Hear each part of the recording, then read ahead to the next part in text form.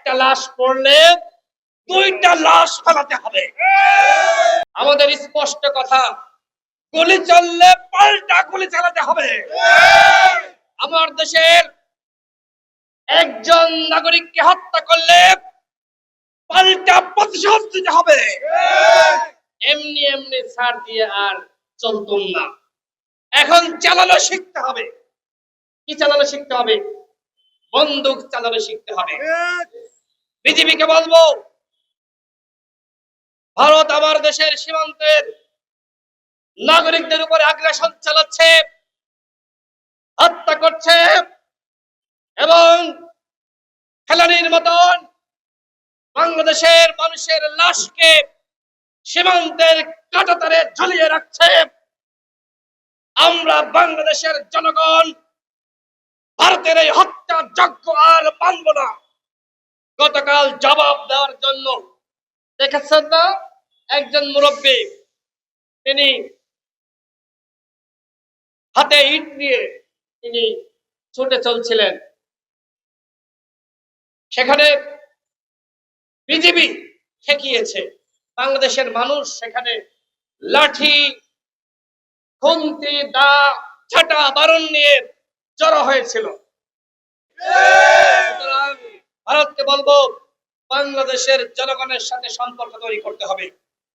এবং আমরা এটিও জানি, আমেরিকা ভারতের চোখে বাংলাদেশকে দেখে।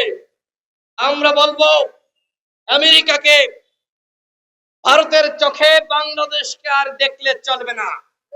এখন থেকে তোমাদের নিজেদের চোখ আছে, ওই চোখ দিয়ে বাংলাদেশকে দেখতে হবে এবং সরাসরি বাংলাদেশের সরকার জনগণের সাথে সম্পর্ক তৈরি করতে হবে। ভারতের সাথে সম্পর্ক তৈরি করবা, ভারতের কূটনীতিকদের মাধ্যমে লিয়াজু করবা, ওইটা আমরা আর মানব না। আমরা তোমাদের বন্ধু হতে চাই। কি আপনারা আমেরিকার বন্ধু হতে চান না? সরাসরি বন্ধু।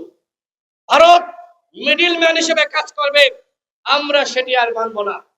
যাই হোক বন্ধুগণ, গতকাল আমাদের দলের পক্ষ থেকে আমাদের সভাপতি স্পষ্টভাবে বলেছে, একটা লাশ পড়লে দুইটা লাশ ফেলাতে হবে।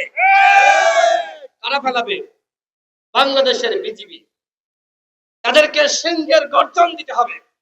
গতকাল যেভাবে প্রতিরোধ গড়ে তুলেছিল, আমরা বিজেপিকে বলবো, তোমরা হাসিনাকে রক্ষার চেষ্টা করেছ, এখন সীমান্তে জনগণকে রক্ষার মাধ্যমে তার প্রায়শ্চিত্ত করো। তোমরা যেভাবে ছাত্র জনতার বুকে গুলি চালিয়েছ, আমরা কিন্তু ভুলে নাই। আপনারা ভুলেছেন? এই যে বিজেপি, এই নামটি কিভাবে আসলো? সেই বিডিআর বিদ্রোহ, ওই সময় অসংখ্য বিডিআরের জওয়ানদেরকে মিথ্যা মামলায় গ্রেফতার করা হয়। আজকে তাদের অনেকে জামিন পেয়েছে, আমরা তাদেরকে ওয়েলকাম জানাই। আমরা যখন জেলে গিয়েছিলাম 2018 সালে, এই বিডিআরের নিরীহ কারাবন্দী ভাইয়েরা আমাদের সেবা করেছে, আমাদের খাওয়াইছে, আমাদের রেখেছে। তাদের মধ্যে হয়তো কিছু অপরাধী থাকতে পারে, কিন্তু অধিকাংশই নিরপরাধী। তাদেরকে বিনা বিচারে এত বছর কারাগারে রাখা হয়েছে। আমরা সরকারকে বলবো, তাদের ক্ষতিপূরণ দিতে হবে। তারা এই যে দীর্ঘ সময় বেতন ভাতা পায় নাই, তাদেরকে একবারে সেই বেতন ভাতা দিতে হবে। সরকারকে বলবো, আমরা শুনি বিডিআর বিদ্রোহের সাথে ভারতীয় র জড়িত।